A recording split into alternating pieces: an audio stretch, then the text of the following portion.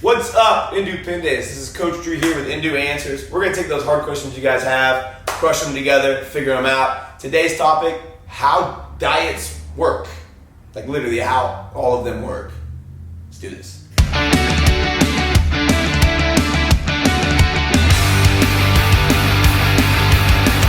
Have you ever wondered how there are so many diets and how all of them seem to work and yet none of them seem to work all the time?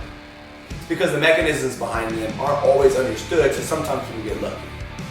Think of diet like a vehicle, right? We're all trying to get to somewhere, either weight loss or weight gain or performance.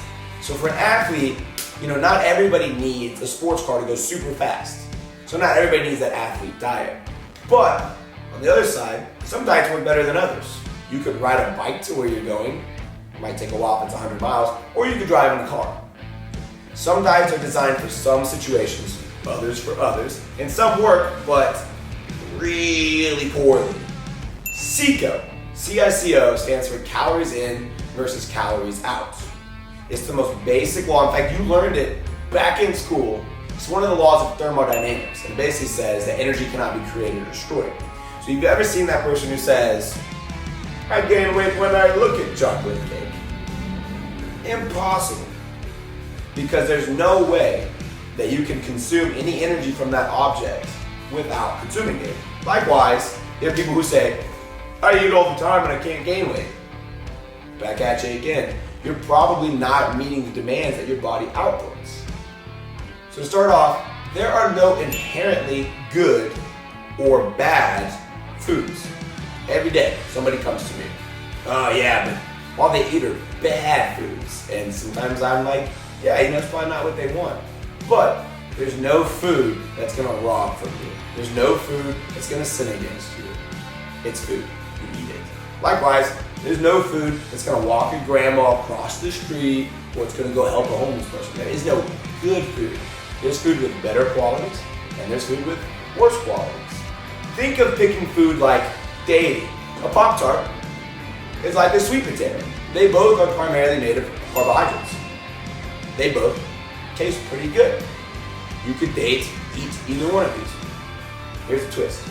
A Pop-Tart on the outside looks real good, but on the inside, it's missing a lot of key things like fiber, other vitamins and minerals that are essential for long-term health. Sweet potato, on the other hand, is going to be full of fibers, micronutrients. It's going to have a better digestibility and bioavailability. And to put this back into dating terms, this is that good-looking person. This is that good-looking person that you take home to show mom. And then our next step is protein. Now, if you've ever heard me talk, I talk about protein a lot. Why do I talk about protein? Well, protein has benefits for those who are trying to put on muscle or lose weight, but it does not make you fat unless you eat so much of it.